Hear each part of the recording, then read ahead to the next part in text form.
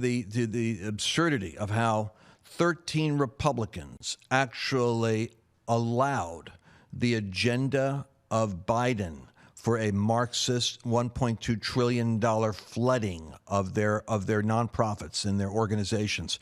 How 13 Republicans were like traitors to the country. And these guys, I'm going to tell you about the strategy about how to make them pay for what they did. They need to be out of office. They need to be primaried. They need to be held accountable for the inflation that is going to hit their counties. They need to be held accountable for the supply chain problems that hit their counties. They should be taken off of every committee. Every one of them did what they did because they're bringing money back into some donor's pocket who put them in office.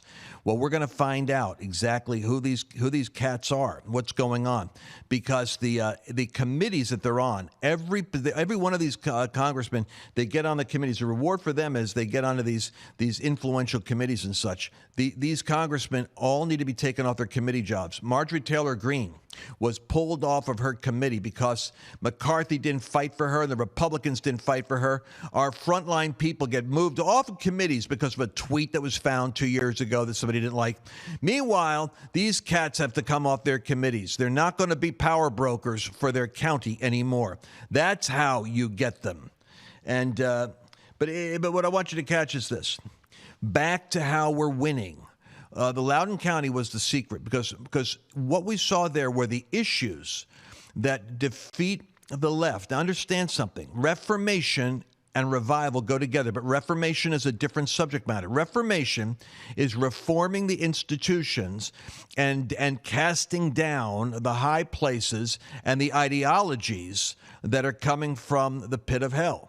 And that's going to be your racism doctrine. That's going to be even the idea that you can by fiat force everybody to have to get injections into their body, whether they want them or not, whether or not it's their right or not to have it. What I'm trying to say is, here's the issues on reformation that you have to be aware of. Then revival is another thing. Awakening is another thing. They're two tracks. They run side by side. But you can't do one without the other, and you can't have a reformation without knowing what the reformation issues are. So here's the issues that can loudonize every county in the United States. There's every county, what is it, 3,500 different counties? Every one of them is Loudoun County. Here's the issues that will defeat the left. Parents want medical freedom. They don't want to be forced to have to do what the government tells them to do because they want job protection. They want their jobs protected. That was one of the top issues. Secondly, parents want the choice in their children's education. They want to be aware of what they're being taught. And it wasn't just critical race theory. It's also the radioactive pornography. It's the gender and sex content that the parents are saying, no, you're not just going to flood the zone and filling my kid with questions about their sexual practices and educating them on sexual diversity at a young age. And they want to have an internet bill of rights. They don't want to suffer social media censorship. They don't want to be taken off of platforms and deprived of a livelihood because of their political opinions. By the way, on college campuses, 60% of students say they are afraid to say what they really think because of the social consequences.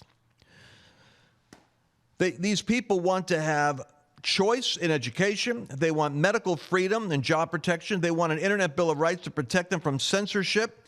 And they want secure borders. They recognize that the flooding of America with millions of illegals and criminals, dangerous people being flown into Florida right now, the way the Biden administration plays ball, it's like a corrupt regime. Like you're dealing with the mafia people. They're bringing people in, including some of these guys that have been caught breaking into houses and murdering people that are coming in across the border. They're getting in unvetted. They're like the Afghans came in unvetted. They're being dispersed to red states in order to wreak havoc, in order to flood the zone so that they could get, eventually, these illegals get the right to vote and they can overturn the Republican and conservative and populist movement. So that's what's happening at midnight. They fly them into Florida, and then they let them loose on into the streets. The American people are not only wanting their secure border, but they are offended and shocked that Biden wants to pay up to $1 million in damages for illegals that come into the United States that get separated from their children and suffer hardship. What this is doing is $450,000 a person is the price. But you see, that's just one. That's the mother's pain and suffering. What about the children? So it's $450,000 each. You know, if you die serving the United States, you get $100,000. If you suffer inconvenience and trauma because you're breaking into the United States, we pay you $1 million a family to do so, which is going to the cartels.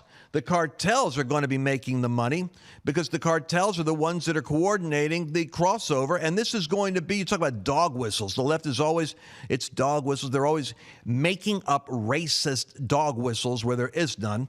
But there's definitely a dog whistle going out to the whole world. Break into the United States. We want your illegal votes. We'll give you citizenship and we'll pay you to do it. How do you think that's going to go down with America right now? I'm telling you what, America's having an awakening, and the reformation side of the awakening is they're having massive buyer's remorse. They're waking up with a hangover. The Democrats that voted for Biden, the independents that voted for Biden, voted for him because he was a doddering, old, undangerous Mr. Rogers guy hiding out in a basement, and they didn't want the radicalness of Donald Trump. Well, what they wake up to is a scorpion who is being given his marching orders by Obama, by Susan Rice, by the Soros groups, by the Bernie Sanders activists, Green New Deal radicals on the left, shutting down American independence, shutting down our pipelines, making us dependent on the world, opening up our borders, creating unstable global invasion opportunities for terrorism, such as creating a terrorist state in Afghanistan, and then opening our borders so they can come in. You watch the terror that's going to come into the United States. Hasn't hit yet, but they're here. Iran particularly, after Soleimani was killed under the Trump administration, they are here in this country and they plan on avenging themselves while they're working on getting their nuclear bomb, thanks to Biden's bumbling incompetence and John Kerry and these goofballs trying to go over there and appease them and pay them to go basically become part of the global order, like they did with China, only to find out that you bring China in and China will eat you for lunch. If I sound worked up about this, I am, because the more focused you are on the facts, the more it builds in you a sense of, wow, we have a red wave coming, but it's coming because it's not coming because of conversion. That's not happening right now. It's coming because of awakening. And the first awakening is to the danger of where the country is at and the radical nature of what has taken over the White House and the legislation. Now on top of this, we have this $1.2 trillion absurdity, which is, I'm going to give you a little bit of information on this. I was talking about this the other night when it first came through. You can have a $2 trillion infrastructure bill that is actually going to make America competitive and restore infrastructure. This isn't an infrastructure. This defines gender identity now as a protected class in all of their literature, in their 2,000 pages. It's going to be looking for digital equity grants, partly based on racial or ethnic minority status, which means as the dollar collapses, you're going to see digital currency coming in, and digital currency is going to be given a higher value for intersectional victims. This is going to be for people that are the victims in the new Marxist society are going to get a higher dollar use out of that digital currency. They're starting to work that game right now with digital equity. Remember the word equity. Equity is not equality. Equality for an American or for a Christian is removing all barriers to your ability to succeed and excel depending on your level of ambition, the sacrifice, the competence, and the skill with which you develop your opportunities. To the left, equality or equity means taking from those who have succeeded and giving it to those that claim that they are victims because your success means they didn't succeed. So it's like the opposite of what Jesus did with the talents. He said, all right, I'm going to go evaluate how productive you were with the talents. You that had 2, you doubled it. I'm going to give you more. You that had 5, you double. I'm going to give you more. You that had 10. And this is what the Marxists do. They say, you that were faithful and got 10, I'm taking that away from you and giving to the guy with 1 because of equity. You didn't deserve the 9 you got. You probably stole it from the guy that didn't get any. So that's how they create incompetence. Imagine what this is like when this is played out fully in the American society. You're going to have incompetence and grievance and theft at all levels. You got a spirit of lawlessness, which the Bible warns about. You're going to have state-mandated carbon reduction programs, which is going to increase the cost of manufacturing when manufacturing needs to get back on its feet.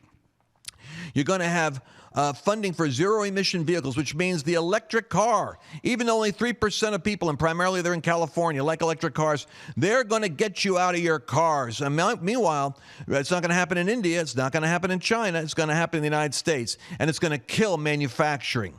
Equity was used 64 times in the document to underscore it, and roughly $2.5 billion is going to go to U.S. government expanding border processing, not a wall. Not a wall to get them out, but a better and more efficient way of bringing people in to the country. So these 13 Republicans, they couldn't have done it. Democrats couldn't have done it without these 13. So now here's a little bit of where we got educated.